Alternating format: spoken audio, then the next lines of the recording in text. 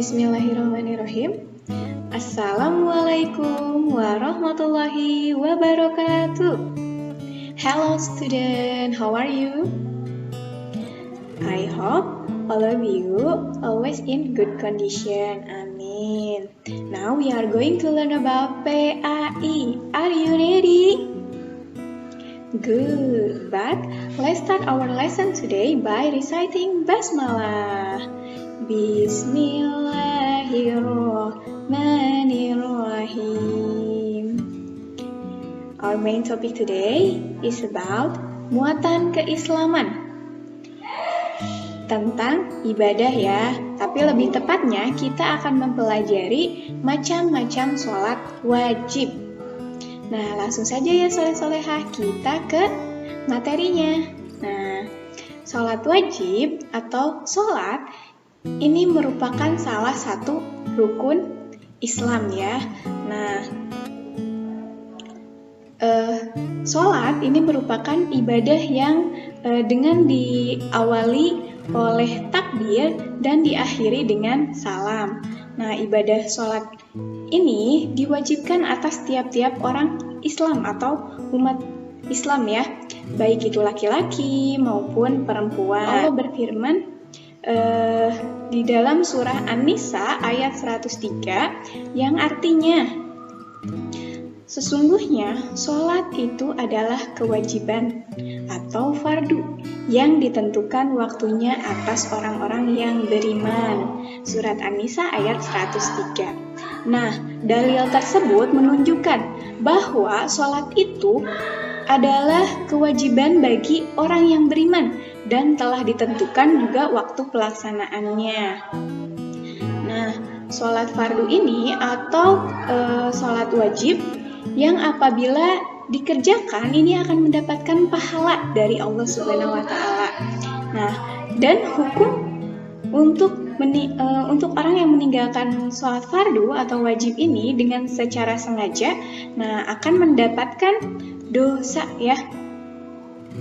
Nah, dengan kata lain, ibadah sholat ini hukumnya wajib kita kerjakan, karena apabila kita tidak kerjakan atau apabila satu waktu saja kita meninggalkannya, maka kita akan mendapat dosa dari Allah Subhanahu wa Ta'ala.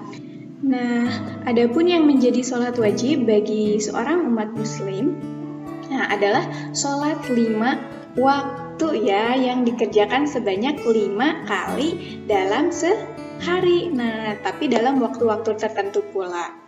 Nah, waktu sholat itu berbeda-beda ya pada setiap tempat atau wilayah. Untuk menentukan waktu sholat juga diperlukan letak geografis, kemudian waktu tanggal dan ketinggian juga ya. Nah, sholat 5 waktu tersebut yaitu yang pertama sholat subuh. Nah, sholat subuh ini dikerjakan 2 rakaat ya dengan 1 kali salam.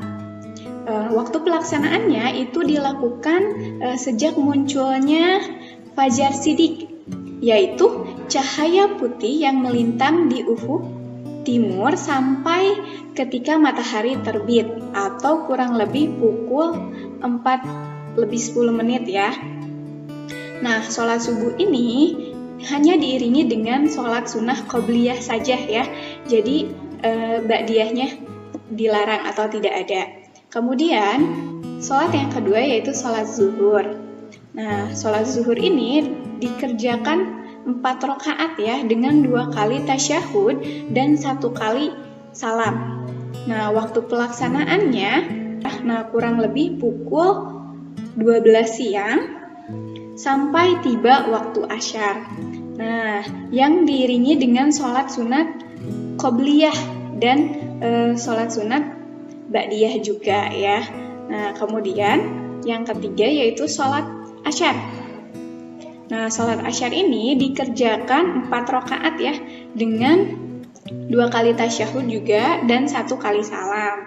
Nah, waktu pelaksanaannya itu dilakukan setelah matahari tergelincir atau sekitar pukul 15 sore ya, sampai matahari terbenam.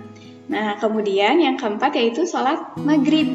Nah, sholat maghrib ini dikerjakan 3 rakaat ya, dengan 2 kali tasyahud dan 1 kali salam.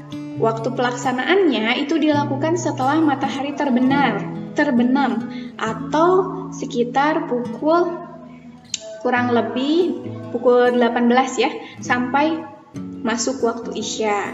Nah, yang diiringi oleh sholat sunnah ba'diyah. Kemudian untuk yang terakhir yaitu yang kelima sholat Isya. Nah, sholat Isya ini dikerjakan 4 rakaat dengan 2 kali tasyahud dan 1 kali salam. Nah, waktu pelaksanaannya dilakukan menjelang malam atau sekitar kurang lebih pukul 19 ya, sampai dengan terbitnya fajar syidik. Nah, diiringi dengan sholat sunnah ba'diyah. Nah, sholat 5 waktu ini tidak boleh ditinggalkan tanpa alasan yang benar-benar penting ya, soleh-solehah. Nah, bahkan ketika sakit, kita masih bisa atau mampu untuk bergerak. Nah, sholat itu tidak boleh terlewatkan ya.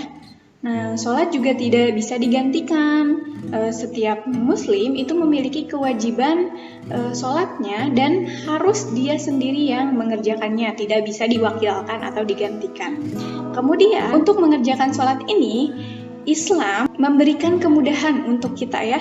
Nah, contohnya jika kita itu tidak mampu untuk berdiri atau sedang sakit, nah kita bisa melakukan sholat tersebut dengan duduk. Nah, jika tidak kuat duduk, kita bisa melakukannya dengan berbaring. Nah, kemudian apabila jika kita tidak bisa bergerak sama sekali karena penyakit, misalnya sedang sakit ya, nah bisa dilakukan dengan membaca doanya di dalam hati saja.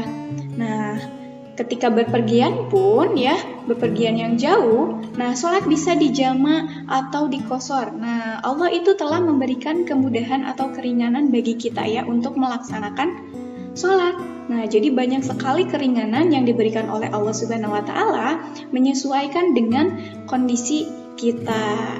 Nah, maka dari itu soleh-soleha kita sebagai umat muslim, nah sebagai orang Islam juga ya, sebaiknya kita melaksanakan sholat 5 waktu. Nah, jangan sampai kita meninggalkan 1 waktu saja. Nah, mudah-mudahan tidak ya. Amin. Nah, mungkin itu saja pembelajaran hari ini. Mudah-mudahan bermanfaat untuk soleh-solehah. Dan jangan lupa untuk selalu melaksanakan sholat ya, terutama sholat wajib. Nah, oke. Thank you for today and thank you for your attention.